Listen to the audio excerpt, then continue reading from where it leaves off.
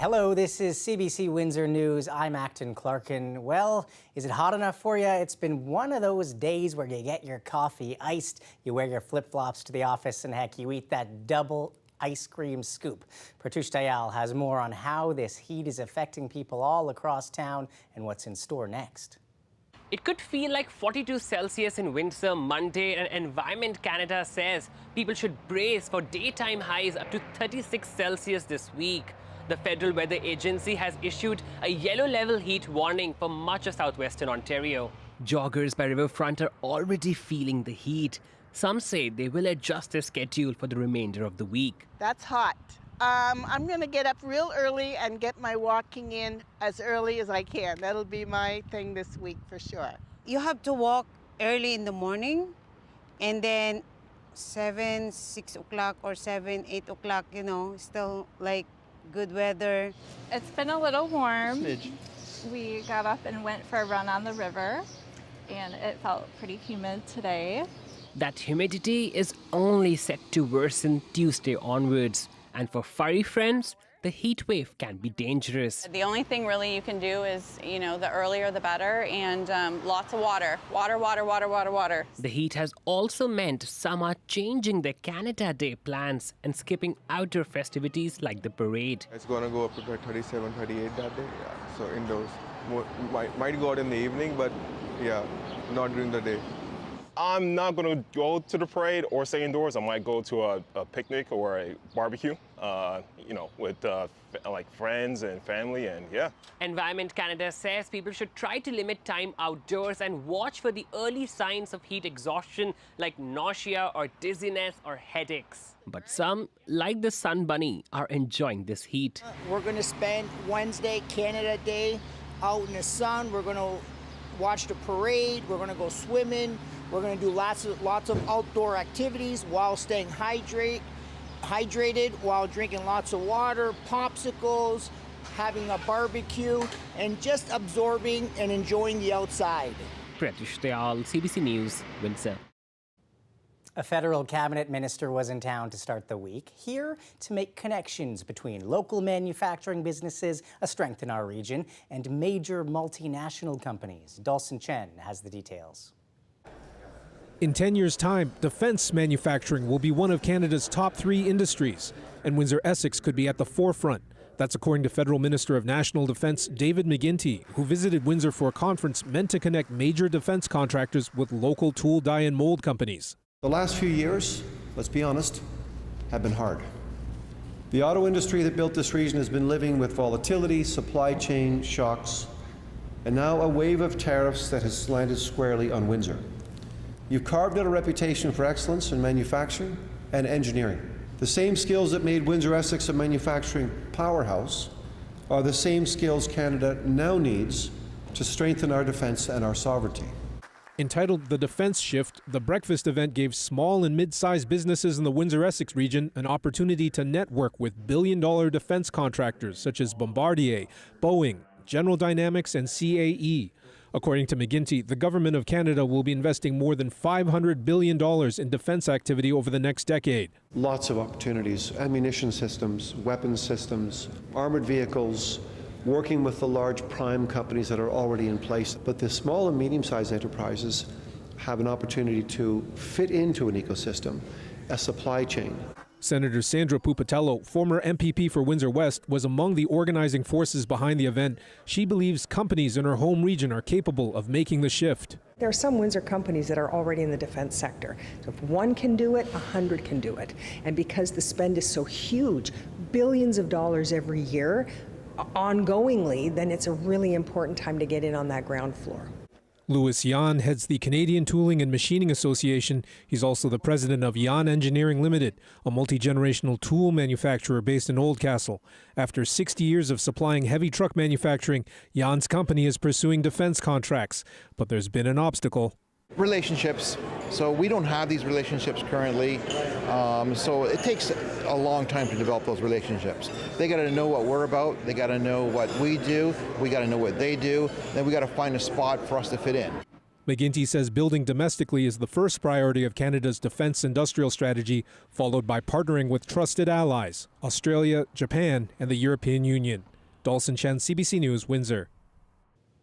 The city is taking a step forward on plans to convert the long-vacant Windsor Arena into a supportive housing site. City Council gave the green light for administration to do more research on how much it could cost and possible funding deals for this multi-million-dollar project. Emma Loop has been listening in from the council chamber all day Monday. Back in the newsroom now. Emma, what's been decided? Well, Acton Council voted overwhelmingly on Monday to approve a motion that will allow city staff to investigate the condition of the downtown site and narrow down the cost, which administration has estimated could be up to $60 million. Some councillors did express concerns over the cost and the building's capacity, but cited the urgent need to address Windsor's growing issues around homelessness as a key driver in their decision to give the concept this initial green light. It's been dubbed the Village at the Barn, a reference to the arena's nickname while it served as the home of the Windsor Spitfires for decades. It would include 102 lockable dwellings, health supports, laundry facilities, and common areas, among other services. Councillor Ronaldo Agostino and Mayor Drew Dilkins announced the concept in late May after they toured a similar facility in Minneapolis. Council heard from residents and discussed the proposal for nearly 2 hours today.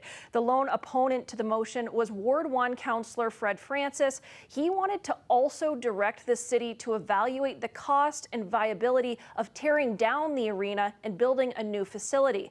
But administration said that would cause delays. Now, city administration made clear that this approval means moving forward with looking into the concept, not approving the full $60 million. Acton? Lots to track, Emma. Thank you. Businesses and organized labor groups are watching with a mix of anxiety and hope as a key trade checkpoint arrives on Wednesday. It comes as Premier Ford sets off on his third trip to talk trade with American officials this month alone. Sean Jeffords has more. My advice has been stay calm, hold the line, don't lose your nerve. Unifor's Lana Payne on Wednesday's CUSMA deadline. The president of the country's largest private sector union says she, like many Canadians, is watching the trade talks closely. The talks come more than a year and a half after Trump started his trade war, imposing punishing tariffs on Canada's auto, steel, aluminum, and forestry sectors. Payne says the stakes are high in these talks. The auto industry cannot be surrendered in these talks with the United States. We have to fight for it. We have to defend it. The trade agreement is up for mandatory review this year, and Canadian negotiators have been clear they don't see July 1st as a hard deadline. The text of the deal says it's the date Canada, the U.S., and Mexico need to approve a renewal of the existing agreement or signal their intention to exit it. The CEO of the Ontario Chamber of Commerce says he's been reassuring that group's members the deal will continue past Wednesday. Businesses want CUSMA to continue, he says. There are three things that are critical. It should be stable, it should be trilateral, it should be rules-based, and it's about a renew, not a redo of CUSMA. Independent and small business owners across the country have also been hurt by the tariffs, says the Canadian Federation of Independent Business. Its members say a deal to get rid of tariffs is important, but not at all costs. Over 2/3 are telling us that even though we know it's going to hurt the economy now, it's better off taking a little more time to get the right deal for this country. The deadline comes as Premier Doug Ford makes his third trip to the U.S. this month to talk trade. He'll attend the Western Governors Association conference in Utah. Last week at a meeting in South Carolina, Ford stressed the need for a deal. And I can tell you what people want, what businesses want. They want certainty. They want stability. Because when you have certainty and stability, what happens? It creates jobs. It creates economic growth. It creates production. Canada and Mexico have said they'd like to continue CUSMA for the next 16 years. The U.S. position has appeared to lean towards annual reviews of the agreement. But President Trump has at times mused that he doesn't need the deal at all. Sean Jeffords, CBC News, Toronto. An Ontario Conservation Authority has a new program to help detect invasive species before they take hold. Their secret weapon in the fight has 4 legs. Here's Talia Ricci with an introduction. As playful as she may appear, this pup is hard at work. specially trained with the ability to detect high-risk invasive species before they become established in our conservation areas. Search. We selected Tilly from working line Labrador Retriever breeders. They're more of the working line and a higher drive. Search. What we do is we focus on one single target box, and when she was 8-9 weeks old, we would feed her over that target odor, and we would get her acclimatized to that odor, and then we would feed up through the middle of the box, getting her to sort of drop her nose into the box and wait patiently for the food reward. Good girl. The pilot project with Tilly is starting with Credit Valley conservation sites. Trainer Tony Pilata says while they've worked with dogs to detect bedbugs before, this is the first time they've trained a dog to detect invasive species outdoors. These dogs, or Tilly at the very least, is trained to find the actual eggs and larvae, which is not giving off a lot of odors. So people would assume that, you know, there's this massive odor plume coming off of these targets. These are literally eggs from very small insects. Now that Tilly is ready for the job, staff at Credit Valley Conservation are taking over the program and facilitating maintenance training and deployment. They say the use of a detection dog is more accurate and cost-effective than conventional field surveys. We're focused on 3 species, 2 insects, hemlock woolly adelgid, spotted lanternfly, and then 1 species of crayfish, red swamp crayfish. And we're targeting these species, the 2 insects, because they're not yet here. They're close by, and they have the potential to be introduced to become really big problems. And we'd like to be able to react to them and stop the problem. The crayfish, red swamp crayfish, was just introduced to us down in Mississauga last year. So we're going to use Tilly to see the extent of the distribution. Credit Valley Conservation says invasive species poses one of the greatest threats to forests, biodiversity, and local economies. They spread rapidly and often have irreversible impacts. Piloting this program and showing how successful it is applicable to large scale to go to other conservation areas potentially. Tilly is expected to be out beginning detection work this summer. And as tempting as it may be to pet her, the public is asked not to interact with Tilly while she's on the job. Talia Ricci, CBC News, Toronto.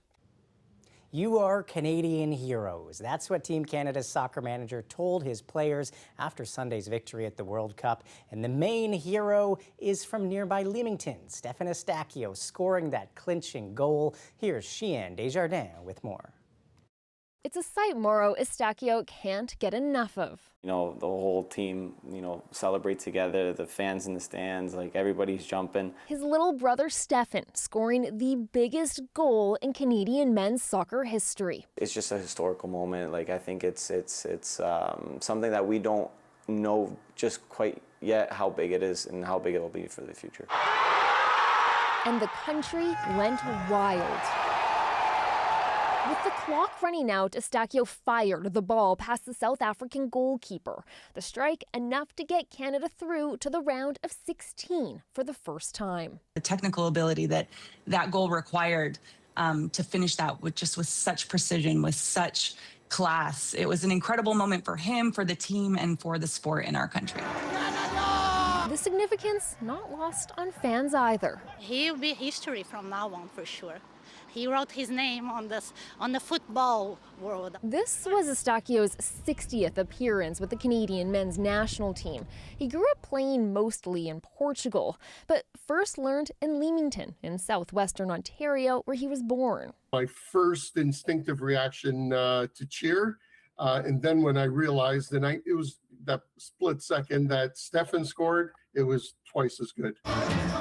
As fans coast to coast celebrated, Estacio told TSN in a post-game interview it was family on his mind. Everything I do is for my family, for my parents, for my girlfriend, for my daughter, for my brother. He lost both of his parents in recent years, and his brother knows, just like the country, they would be so proud. It is a sport that we in our household, we lived it, we loved it. We'll always remember our parents, and especially in these moments. Canada's toughest test yet is still to come on Saturday, when the Canadians will face one of the best teams in the world, while hoping this incredible run isn't over. Sheehan Desjardins, CBC News, Toronto. Still ahead on the show, we're checking in with our reporter on the ground at the Venezuelan border, tracking recovery after last week's devastating earthquakes. And later, your full forecast. Stay with us.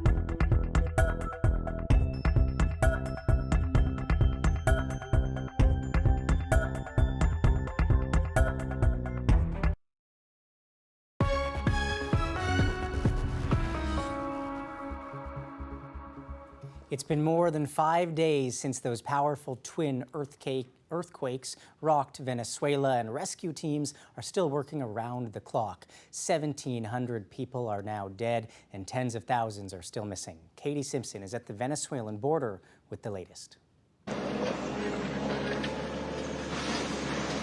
With every hour, with every minute that passes, the chances of finding survivors in Venezuela, it diminishes greatly. There's a critical window to find survivors trapped in the rubble of things like a natural disaster like earthquakes, and that window has long passed, but still, there are some miraculous stories of survival. A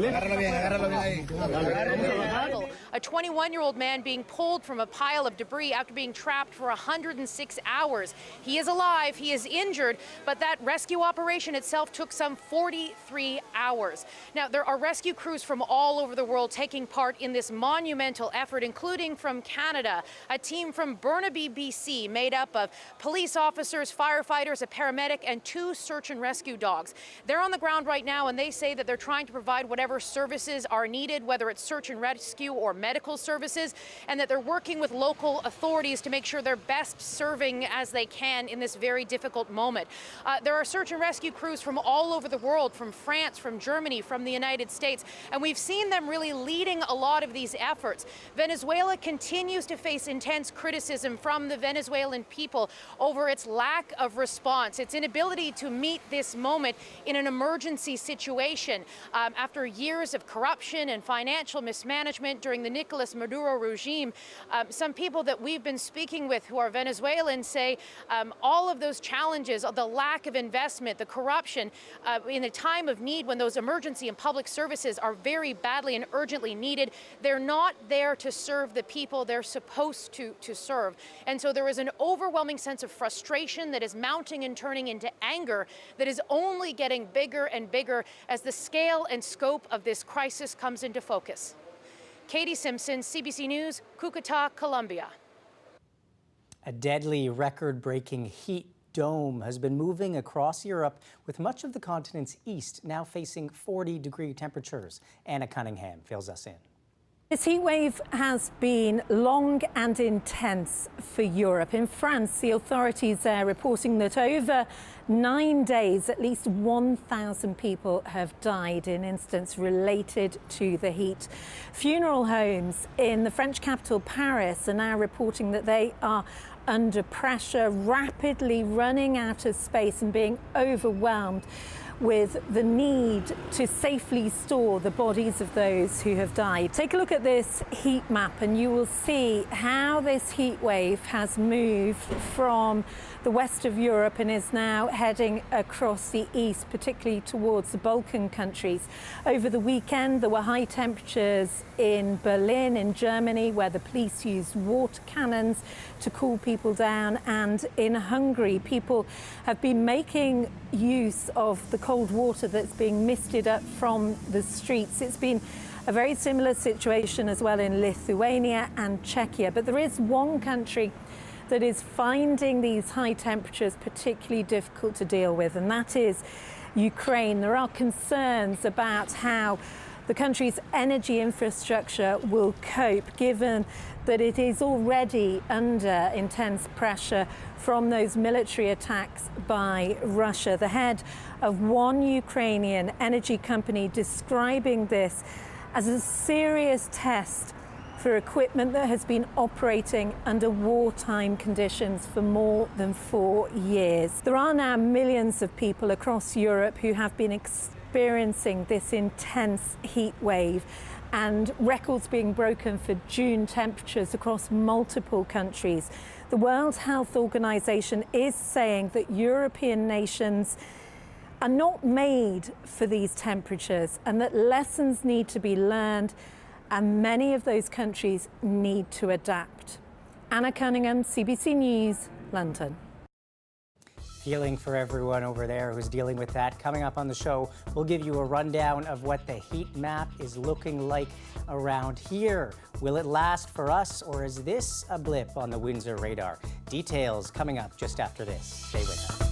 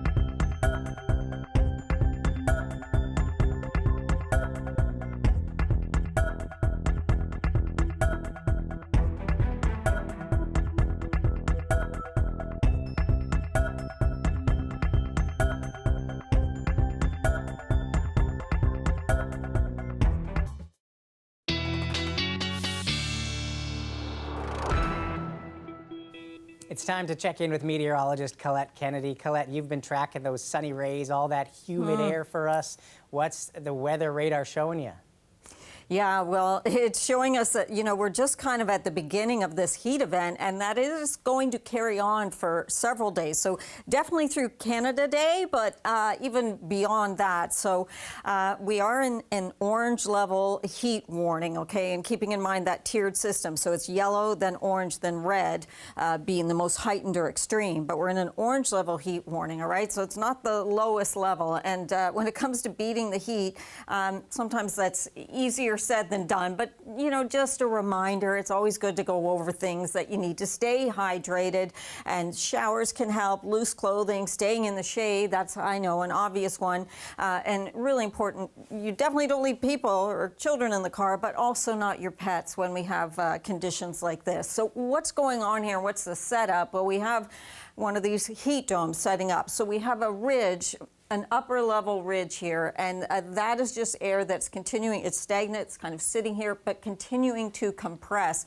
And this ridge overtakes the entire Great Lakes region, really building across the U.S. So do we get the chance to have some lift providing some severe storms? That possibility is there. I will say that it's lesser for us in southwestern Ontario as we move into Tuesday. It's a little more heightened as you're headed into cottage country or eastern Ontario. But with the holiday coming up on Wednesday, I know some of you may be traveling or headed towards the nation's capital, so be aware of that. Current temperature, we've slid just 29 degrees, 30 in Sarnia. But look at these humidex values, upper 30s. But we're talking about the next few days going forward where our humidex values are 40 to 45. So that's why this becomes so dangerous. In terms of the active weather, a lot of it kind of follows along that jet stream and where it is, but just give it a little bit of lift elsewhere, and that's where you can get a pop-up shower or a thunderstorm. This air becomes very buoyant when it's so humid and that moisture content is so high. But otherwise, we will be into dry conditions. So these are pretty isolated as we move through the next few days. Looking pretty good for any fireworks or plans you have for Canada Day. A little bit of activity just a bit to the northeast of us. So that's something to watch out for. Also being careful because overnight, the temperatures don't necessarily drop down in the overnight hours. Here we go tomorrow, potentially into the mid-30s with those humidex values up into the 40s. And when we have conditions like this, we are talking about extreme discomfort and dangerous conditions in here. So we got to take it easy. Appreciate this, Colette. You're welcome. Appreciate you all watching as well. That's our show. See you back here tomorrow.